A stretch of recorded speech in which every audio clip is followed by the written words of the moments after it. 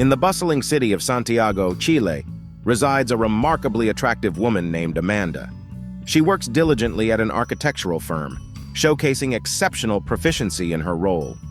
One fateful afternoon, Amanda dials her boyfriend Pablo, intending to attend her friend Fernanda's birthday celebration alongside him. Unbeknownst to Amanda, a peculiar scenario unfolds as her boyfriend Pablo finds himself cosplaying as a kitten in Fernanda's bedroom. While conversing with Amanda over the phone, Pablo becomes preoccupied by Fernanda's distractions and hastily disconnects the call.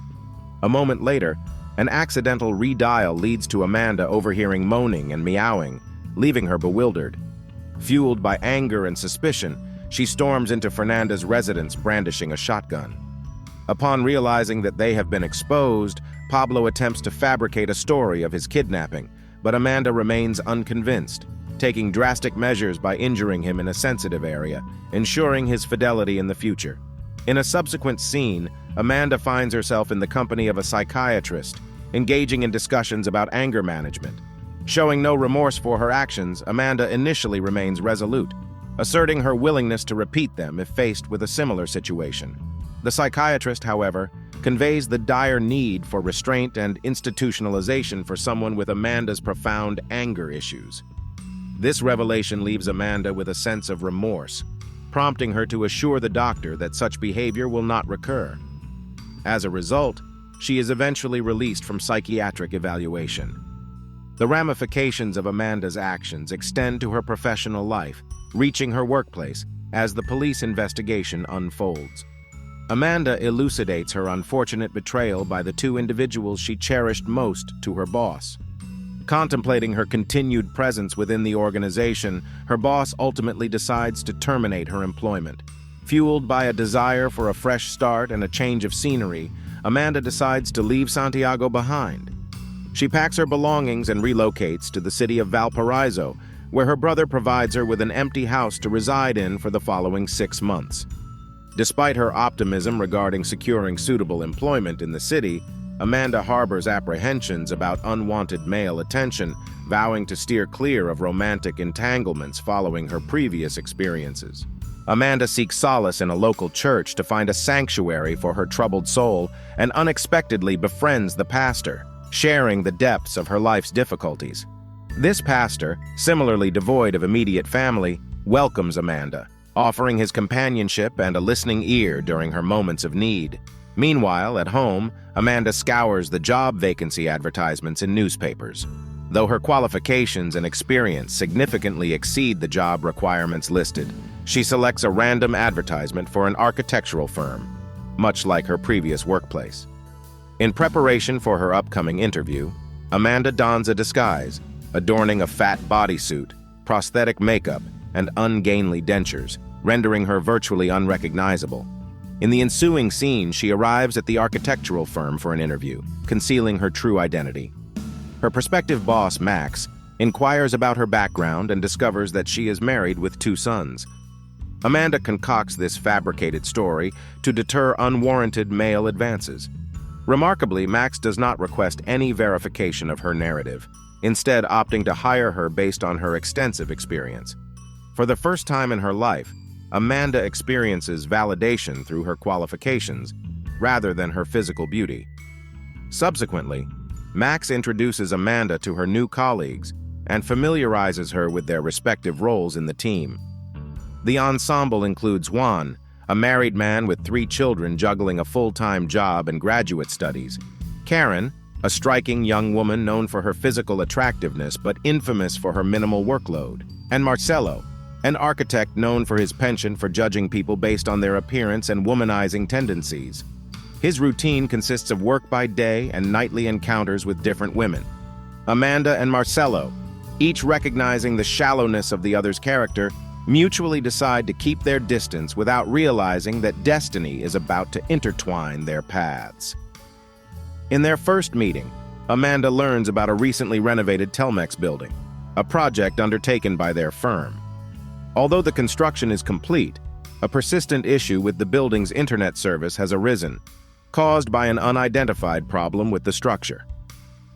Amanda quickly identifies the issue as related to VP1 service problems, despite skepticism from her coworker Karen, who desires to take charge of solving the problem herself.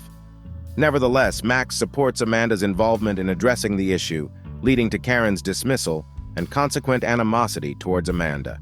Marcello and Juan reluctantly agree to accompany Amanda to the site of the problem, despite their discontent at being her assistants.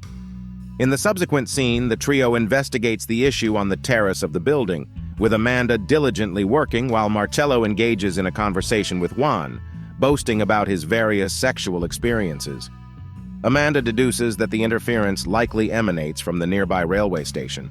As they proceed to the location, Marcello and Juan continue their banter, leaving Amanda to focus on her task.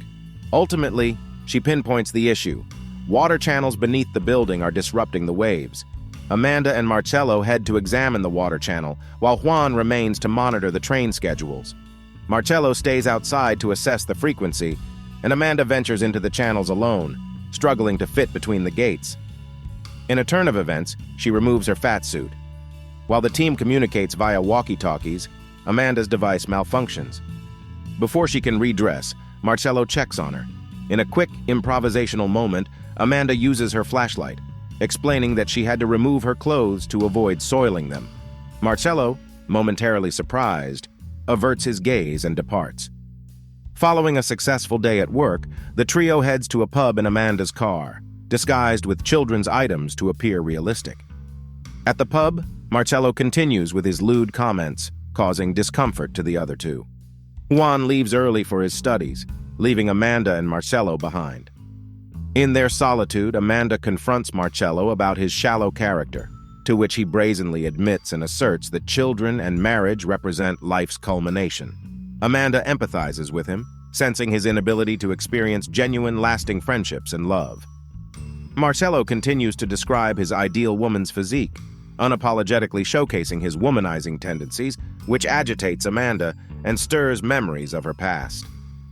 Even at home, Amanda finds herself unable to shake Marcello's comments. Upon removing her fat suit and wig, she is astounded to discover that her real appearance closely resembles the dream girl Marcello described. Amanda becomes determined to teach Marcello a lesson, leading her to return to the club, this time dressed as her genuine self. Their chance encounter leaves Marcello instantly captivated, and their interactions throughout the night become increasingly flirtatious. Amanda, in a tantalizing play of emotions, leads Marcello on and eventually leaves, promising to meet him the following day. The next day, Amanda confides in the pastor, revealing her actions. The pastor warns her of the impending regret that will accompany her actions and the inevitability of revealing the truth. Amanda, however, remains resolute in her mission to instruct Marcello. Back at the office, Marcello boasts about his club encounter and the apparent mutual attraction. Amanda, aware of his exaggerations, keeps her knowledge to herself. In the evening, Marcello anticipates another rendezvous at the club. However, Amanda sends a text after an extended wait, stating her unavailability. This pattern repeats the next day, with Marcello once again left waiting. Driven by his desire to impress his new romantic interest, Marcello buys takeout, plates it, and pretends to have prepared the meal. When she arrives, they flirt and engage in conversation. However, when things escalate, Marcello encounters difficulties. Amanda invents an excuse to leave, leaving Marcello perplexed by her atypical behavior. In the subsequent scene, Marcello shares his frustrations with Amanda at work. Their prolonged interactions have begun to foster a genuine friendship, a rare experience for Marcello. Meanwhile, Karen, who harbors feelings for Marcello, observes their interactions keenly, attempting to decipher their conversations. Later, Karen strikes up a conversation with Amanda about her children, prompting Amanda to consider revealing her family to dispel suspicions. The next day, Amanda brings her 2 boys to the office, confirming her status as a mother. Surprisingly, Marcello is observed playing with the youngest child, contradicting his prior aversion to children. At night, Amanda embarks on her 3rd date with Marcello, who surprises her with a newfound desire for genuine connection and conversation. They cook together and engage in a deep conversation, with Amanda offering encouragement and reassurance. Ultimately, Marcello confesses his love for Amanda. Although Amanda suspects his deception, she becomes disheartened by his unchanged nature. Seeking to teach him a lesson, she restrains him in women's clothing and handcuffs him to the bed frame, culminating in a shocking faux act involving a knife. The police arrive, uncovering the ruse, and Marcello is humiliated as the news spreads. While Amanda has accomplished her mission, a sense of unease lingers. Amanda confides in the pastor, who identifies her underlying feelings. Upon returning to the office, Marcello admits his transformation, acknowledging the need to seek genuine love over fleeting encounters. He proceeds to date Karen, culminating in an engagement to be married.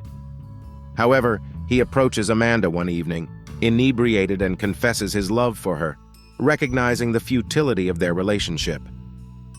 The day of Marcello's wedding arrives, and Amanda, torn between revealing the truth and withholding it, chooses to keep her secret. Outside the church, Amanda and Marcello share an emotional hug before the ceremony commences. When the priest questions Marcello about marrying Karen, his hesitation leaves the congregation waiting for his response. Amidst the tension, Amanda sneezes, causing her fake dentures to fall out, revealing her true identity to Marcello. They share an emotional moment before the wedding proceeds. In a subsequent scene set a few years later, Amanda and Marcello are married with 3 children and a 4th on the way, enjoying a contented family life. Subscribe for more videos like this, enable notifications, and leave a like to support the channel. Thank you for watching.